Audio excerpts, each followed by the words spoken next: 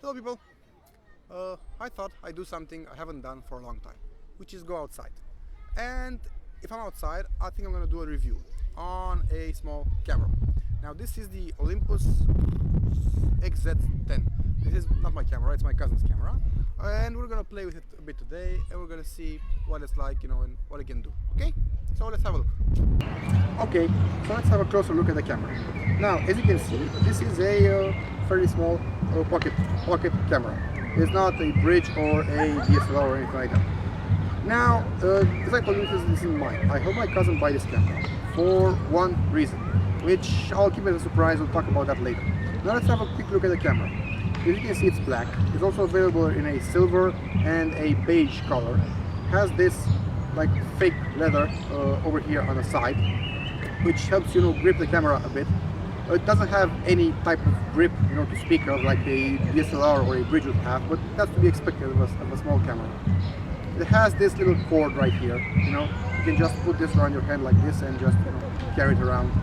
It's fine. Now at the top here we have the microphone, we have the on-off switch, we have the zoom button and the shutter release button, and you also have this beautiful little wheel which you can switch between program, aperture, manual, scene, art, all that kind of settings. In the front of the camera you can see, apart from the grip I already mentioned, you have the small ring. Now this ring, you can move this. You can move it as you would to move a zoom ring or a focus ring on a DSLR. Now you can set this ring to whatever you want. You can have shutter speed, you can have ISO, you can have exposure, basically anything you want you can move with this ring. So the way you use this, hold it in one hand and then use this ring to adjust whichever setting you're using at the moment. Now if we turn the camera around, you can find here another leather grip to help you grip the camera a bit better. You can find this rec button for video recording. You have the play button, the function, or the small wheel with OK, menu and info. You also have a large screen. Now note, the first drawback of this camera, you don't have a eyepiece over here. Yeah, so you have to use the screen. That means that the screen is always going to be using camera battery, no matter if you're taking pictures or if you're looking at them. This, for a camera this small, I would say it's to be expected.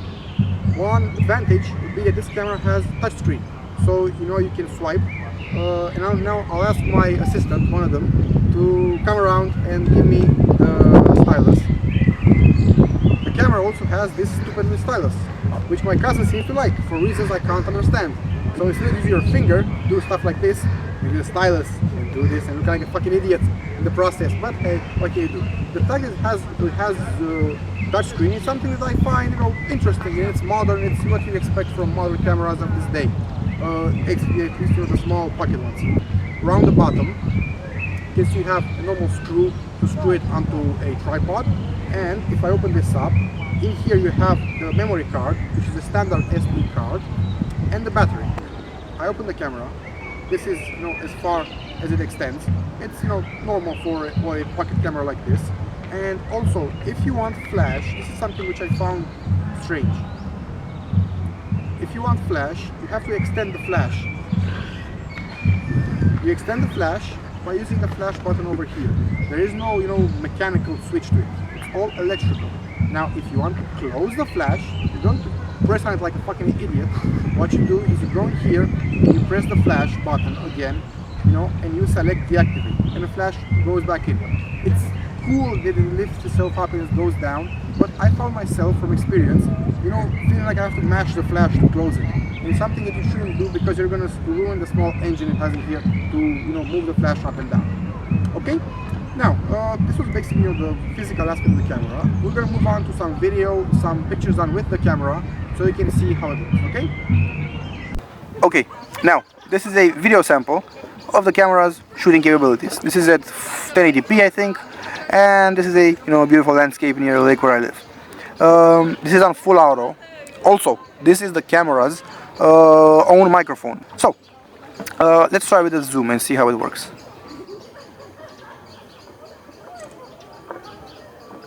This is maximum zoom. Now let's go back. Now note that the camera right now is on a tripod.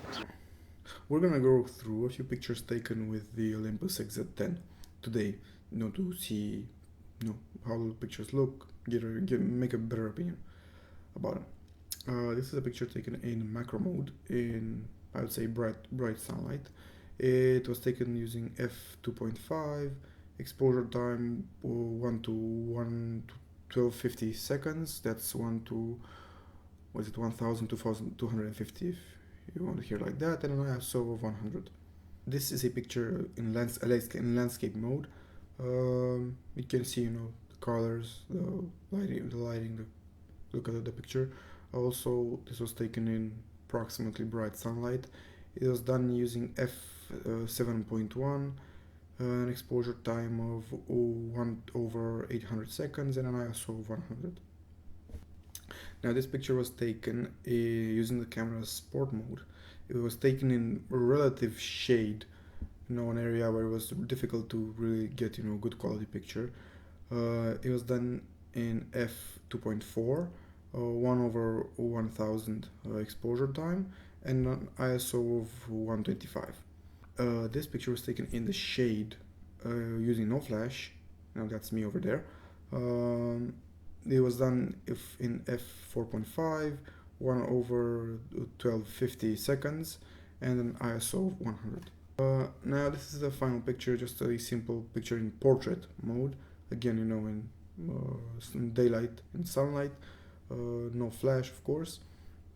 It was done in f3.5, 1/640 second exposure time, and an ISO of 100. Okay, now let's try to make sense of this whole thing. Now, as you can probably see, it's the end of the day, I'm home, and I want to try and make a conclusion about this little small camera. Now, I'm not the biggest fan of small cameras. I like, DSLR, stuff like that. But I have to say that I can see the benefit of a small camera like this. It's something you can just, pop into your pocket, and it's a little bit bigger than a phone, and it's going to take much better pictures than any phone. Now, is this a camera for enthusiasts? I would say no. Let's talk about some pluses and minuses. Let's talk about the things I like, first of all. Now, the diaphragm. This is what made me recommend this camera. This is a f1.8 to f2.7. Now, an f1.8 on such a small camera is really, really interesting. The indoor shots without a flash are really good on this camera. That's what I like about it. I love, for example, my 35mm f1.8 lens I use on my DSLR. So having f1.8 in something that fits in your hand like this, I think that's probably this camera's biggest plus. Another thing I like about it, I like the zoomy wheel. I found out that changing, ISO from this thing, or changing shutter speed is something really, really useful. And it's much nicer than having to poke around and push small buttons. It's just there. When you're taking a picture, this is what you're doing. Yeah. So everything is just where you need it. Okay. Now it has a lot of stuff, mainly on the touchscreen part. You can take, like group shots. You put together 3 images to make one nice one. That's just, software. It's more for young people. If you want a camera that's, for a young person who likes to hang out with their friends, take stupid pictures, take selfies and stuff like that, I would say that this is good. But also, if that person wants to take, a bit nicer shots using that f1.8, I think this is also a nice camera.